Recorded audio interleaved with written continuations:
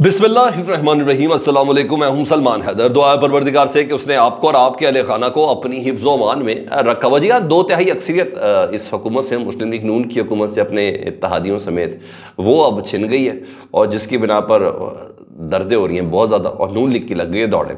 ऐसे में अहम इजलास, और जिसमें नवाज शरीफ साहब भी हंगामी तौर पर उसमें शरीक हुए, और अब मामलात, क्योंकि सुप्रीम कोर्ट के मामलात भी ऐसे हो गए, वो जो कानून साजी के लिए जो सारी प्लानिंग्स थी वो भी सारी कहते हैं ना दबड़दूस हो गई है। उस पर मामला बड़ा ज़बरदस्त है। अमरीकी सफ़ीर डोनाल्ड ब्लूम खुद चलकर, जी हाँ, पाकिस्तान तहरीक इंसाफ के रहनुमाओं से मुलाकात के लिए पहुंचे। उसकी भी कुछ डिटेल्स मेरे पास हैं, वो आपके साथ शेयर करता हूँ। अली अमीन गंडापुर, क्योंकि वज़ीर आला है, वो हर जगह जा सकते हैं, वो बुशरा बीबी साहिबा से मुलाकात के लिए सब जेल बनी गाला पहुँचे और वहाँ मुलाकात की, खैरियत दरियाफ़्त की। ये मुलाकात कितनी अहम है, ये इजाज़तें कितनी अहम हैं, ये डेफिनेटली, क्योंकि अली अमीन गंडापुर आम आदमी नहीं है, इमरान खान साहब के मंजे हुए, इमरान खान साहब के काबिल भरोसा आदमी है, और उस कमेटी का भी अहम मेंबर है जिनको मुज़ाकरात की इजाज़त है।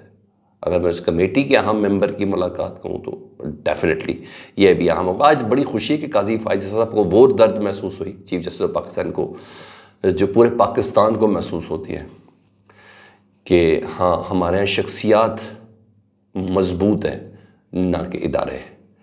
आज वो भी बड़ा झुंझलाए हैं कि ये क्या हो गया।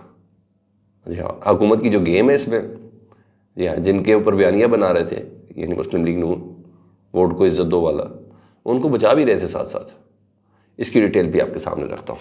तो तफसील में जाने से पहले रिक्वेस्ट के चैनल देखें तो चैनल सब्सक्राइब कर दें, ताकि मेरा और आपका रोज़गार रब्ता रहे। नून लीग और हुकूमती कैंप से रद्दमल आने का सिलसिला शुरू हुआ, क्योंकि आज एक अदालती दिन था बड़ा ज़बरदस्त किस्म का, और रद्दमल बड़ा अजीब सा, मखसूस नशस्तों के सिलसिले में आज इनकी सादा जो 2/3 मेजोरिटी थी वो ख़त्म हो गई, और वही जज जो पहले फेवरेट थे अब उनके हक़ में फ़ैसले नहीं आए नून लीग वालों के, तो उनको बुरे लग रहे। आज़म रज़ी तारड़ साहब वज़ीर कानून, उन्होंने रद्दमल दिया आज के जस्टिस मंसूर अली शाह साहब, जस्टिस अली मोहम्मद अली मज़हर साहब और जस्टिस अतर मिन अल्लाह साहब की समाअत के हवाले से, जो मखसूस रिश्तों पर उन्होंने election commission Peshawar high court के फ़ैसले कलअदम करार दिए, मुअत्तल किए, सस्पेंड कर दिया उन्होंने। 3 जून को समाअत होगी रोज़ की बुनियाद पर। वो कहते हैं ये आइनी तशरीह का मामला था। पाकिस्तान का वज़ीर कानून कह रहा है, ठीक है, उन्होंने कहा यह आइनी तशरीह का मामला था।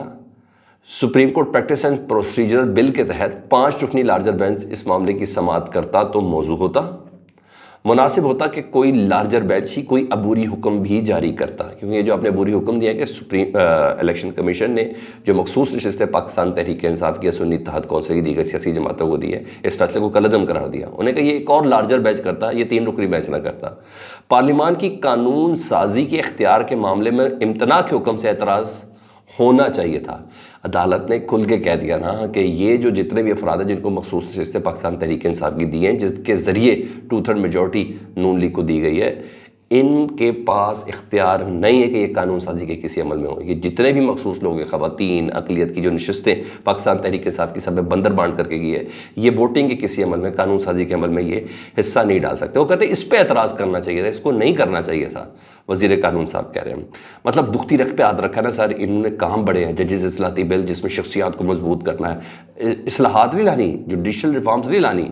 इन्होंने काजी फायज़ साहब को 68 साल तक चीफ जस्टिस बनाना है, इन्होंने इस हाई कोर्ट्स के जजेस को करवाना है, वो इसको ये लोग इस्लाहात कहते हैं, और इसको ये कहते हैं। और जिस किस्म की इन्होंने आइनी तरमीम लानी है उसके ऊपर हाथ रख दिया। अब ये जितने भी अफराद जो चोरी करके ला के दिए गए पाकिस्तान तहरीक इंसाफ से, अब ये अफराद उस कानून साजी में हो नहीं सकेंगे। ना नौमन तेल होगा, ना राधा राजा, 2/3 मेजोरिटी नहीं तो आइनी तरमीम कैसे हो सकती है।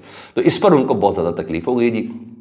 और वो कहते हैं कानून साजी के इख्तियार पर जद पड़ी है तो ज़रा एहतियात बरतनी चाहिए थी। उम्मीद है कि हतमी फैसले में पेशावर हाई कोर्ट का फैसला बरकरार रहेगा, यानी अब 3 जून के बाद जब हतमी फैसला आएगा तो पेशावर हाई कोर्ट को उस फैसले को बरकरार रखा जाएगा। मतलब अब सारा फोकस ना इनका लार्जर बेंच के ऊपर है, और लार्जर बेंच के लिए आज जस्टिस मंसूर अली शाह साहब ने कह भी दिया है, क्योंकि वो प्रैक्टिस एंड प्रोसीजर बिल के तहत वो जो कमेटी है जिसमें जस्टिस काजी फायज़ साहब सरबराह है, जिसमें जस्टिस मंसूर अली शाह साहब है, जस्टिस मुनीब अख्तर, इन तीनों ने फैसला करना है ये लार्जर बेंच 5 रुकनी होगा तो इसके जजेस कौन कौन से होंगे, तो इसका तयन यही लोग करेंगे। बहरहाल हुकूमती कैंप में आग लगी हुई, और तभी आज अचानक नवाज शरीफ साहब मॉडल टाउन पहुँचे। हालांकि हमें ये पता था कि शहबाज शरीफ साहब ने उनको آج کوئی رپورٹ دینی تھی گندم کے حوالے سے، خیر وہ تو ابھی تک خبر نہیں آئی۔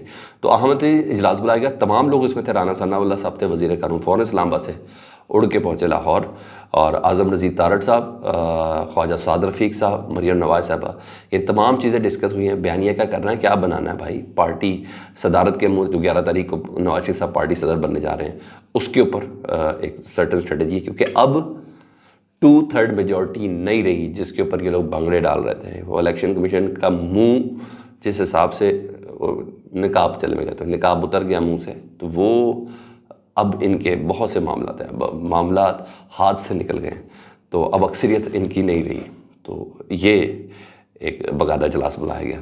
دوسری طرف دلچسپ تبدیلی ہے جی، اور بڑی زبردست قسم کی تبدیلی ہے۔ قومی اسمبلی سے اپوزیشن چیمبر ہے قومی اسمبلی میں، پارلیمنٹ میں، وہ پاکستان تحریک انصاف کے لوگوں سے نا، عمر ایوب صاحب، بیرسٹر گوہر صاحب چیئرمین جنرل سیکرٹری ہو گئے، اسد کیسر صاحب، رؤف حسن وغیرہ سے امریکی سفیر ڈونلڈ بلوم ملاقات کے لیے پہنچ گئے۔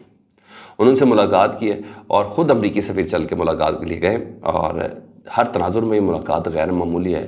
حکومتی کیمپ بہت پریشان ہے، وہ اپنے آپ کو انسیکیور فیل کر رہے ہیں کہ نہ جانے کون سی کوئی چیز ہی نہ طے ہو جائے اور کیا ہو جائے۔ پاکستان تحریک انصاف کے جنرل سیکرٹری عمر ایوب صاحب نے ضرور کہا ہے، انہوں نے کہا دفتر خارجہ نے ہمیں بتایا تھا کہ امریکی سفیر ہم سے ملاقات کرنا چاہتے ہیں، اور انہوں نے ہمیں کہا تھا، اور یہ ملاقات ڈیسائیڈ کرائی تھی، بہرحال یہ ملاقات اہم ہے، ٹھیک ہے جی۔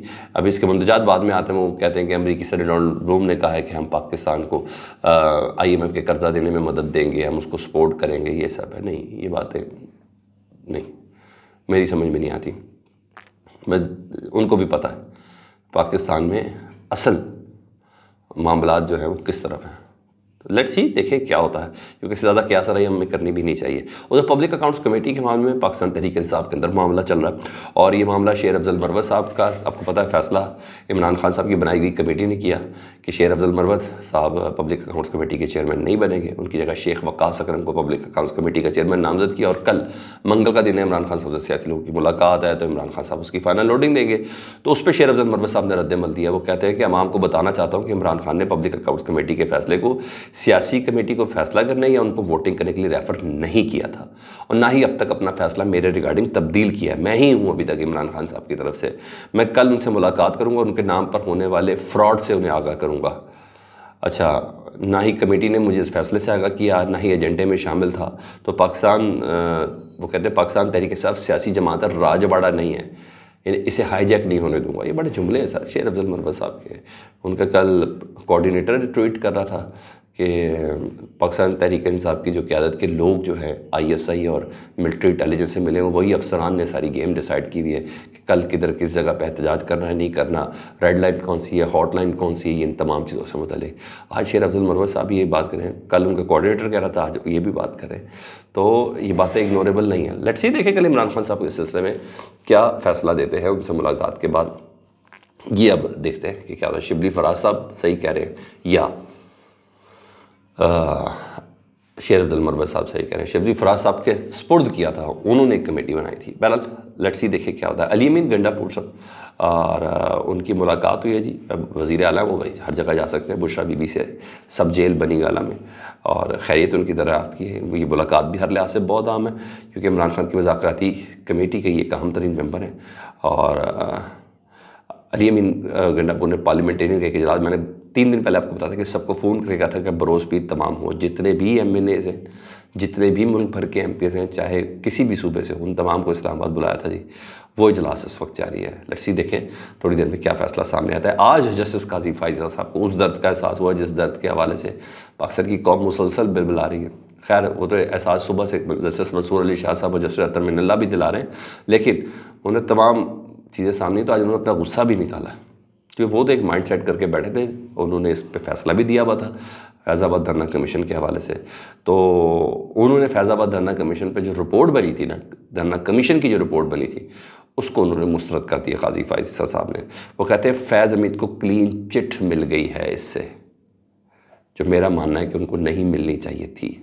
انہیں کہا لگتا ہے یہ جو کمیشن بنایا تھا گورنمنٹ نے، اس کا ایک ہی مقصد تھا کہ بس فیض حمید کو تمام الزامات سے ایگزٹ دینا ہے، مطلب حکومت جو فیض حمید صاحب کے خلاف بیانیاں بناتی رہی تھی، وہی انہیں بچاتی بھی رہی ہے جناب۔ انہوں نے کہا ایسے ہی ہوا نا، ہاتھی کے دانت دکھانے کے اور کھانے کے اور. بہرحال ان کو اب انہوں نے کہا کہ بلایا کیوں نہیں فیض حمید صاحب کو؟ انہوں نے کہا جی ہم نے ایک بار بلایا تھا، انہوں نے لکھ کے سوال کے جواب دے دیا. کیوں؟ یہ کیسا کمیشن تھا جنہوں نے فیض حمید کو نہیں بلایا؟ ابصار عالم صاحب کہہ رہے ہیں مجھ سے انہوں نے رابطہ کیا تھا، تو بھائی انہوں نے کہا ابصار عالم کے آمنے سامنے بٹھا دیتے، سامنے بٹھا دیتے. بہرحال آج اٹارنی جنرل صاحب کی کلاس لی، اٹارنی جنرل کے لیے پوری حکومت کی بڑی کلاس لی قاضی فائز صاحب سامنے. انہوں نے یہاں تک کہا، انہوں نے کہا اگر اس فیصلے پہ فیض آباد دھرنا کمیشن، فیصل آباد دھرنا کی جو ہم نے کیس کی سماعت کی تھی، اگر اس کیس کے فیصلے پر عمل ہو جاتا تو ثانیہ 9 مئی بھی نہیں ہوتا. اور یہ بھی بڑی بات ہے، یہ بھی بڑی بات ہے کہ ثانیہ 9 مئی ہی نہ ہوتا، ثانیہ 9 مئی ہی نہ ہوتا اگر فیض آباد دھرنا کمیشن کے جو ملوث افراد ہیں ان کے خلاف کارروائی ہو جاتی. انہوں نے کہا چلو یار کچھ نہیں تو تحریک لبیک والوں کو بلا لیتے، انہیں سے پوچھ لیتے. اور کمال ہو گیا آج اس سماعت میں. فیڈ بیک سے متعلق ضرور آگاہ کریں، اپنا بہت خیال رکھیں. اللہم صلی علی محمد و آل محمد.